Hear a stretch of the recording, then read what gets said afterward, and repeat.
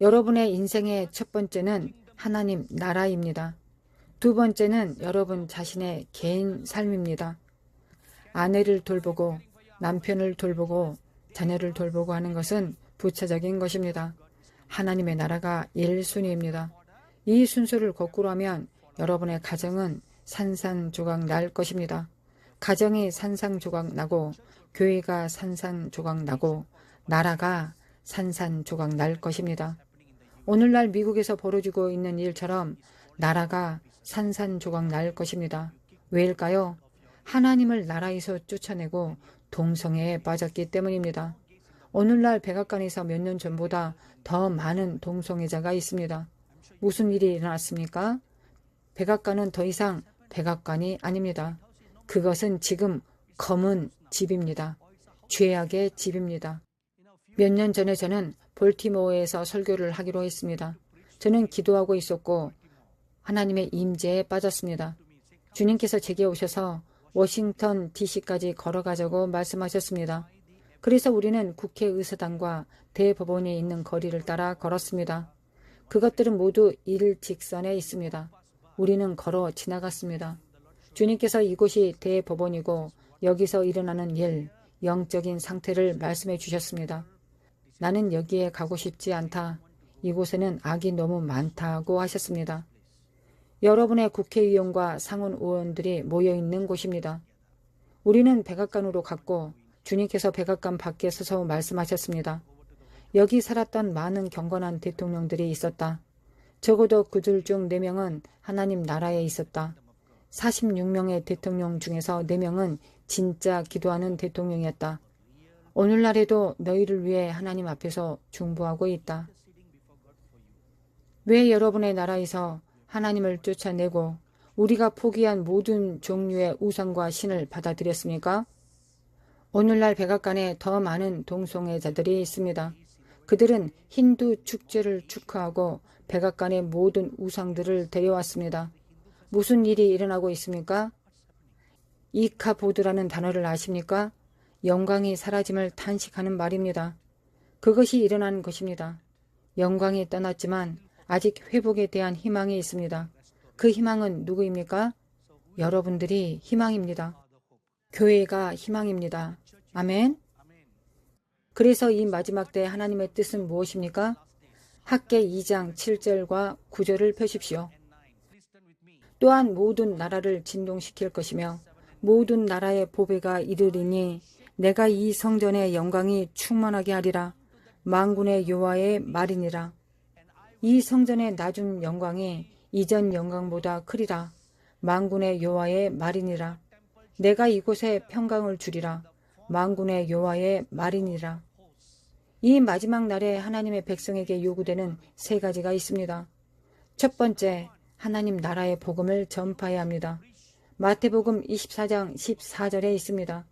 주 예수 그리스도의 첫 번째 메시지와 그의 마지막 메시지는 하나님의 왕국에 관한 것이었습니다. 마태복음 4장 17절이 그분의 첫 번째 메시지였고 사도행전 1장 3절이 그분의 마지막 메시지였습니다. 이 두 메시지에서 예수님은 하나님의 왕국에 대해 생각하고 설교하셨습니다. 그래서 우리는 하나님의 왕국이 곧 임할 것이라고 전파해야 합니다. 예수 그리스도께서 오셨습니다. 예수 그리스도께서 죽으셨습니다. 예수 그리스도께서 다시 살아나셨습니다. 그분은 심판하시고 통치하시고 다스리기 위하여 다시 오실 것입니다. 그분의 왕국이 임할 것입니다. 이것이 무시되었던 복음입니다. 그것이 이 마지막 날에 전파되어야 합니다. 지자들은 그것을 했습니다. 마태복음 10장 7절과 누가복음 9장 2절에 있습니다. 두 번째, 하나님은 이 세상에 전에 본 것보다 더 큰 영광을 부으실 것입니다. 더 큰 영광은 하나님의 능력의 위대한 나타남이 될 것입니다. 단지 두통이나 복통, 열을 치유하는 것이 아닙니다. 그런 것은 어린 아기들도 할 수 있는 평범한 일들입니다. 여러분은 하나님의 위대하고 놀라운 나타남이 있을 일들을 할 것입니다. 큰 권능의 나타남이 있을 것입니다. 사도행전 4장 33절과 5장 12절부터 16절에서 사도들이 하나님의 큰 권능을 나타내었다고 말합니다.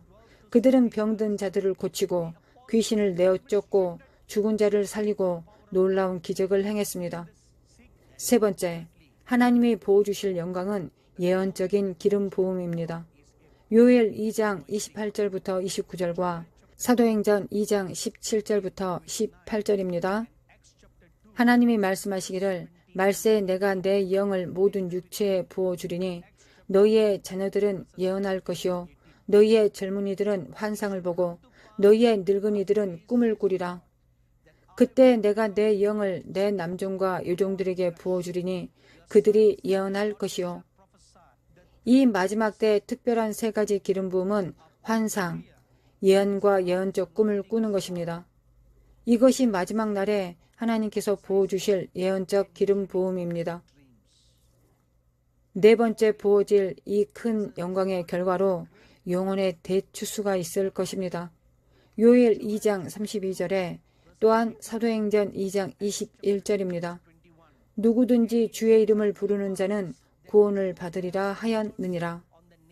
누구든지 어디서든지 언제든지입니다.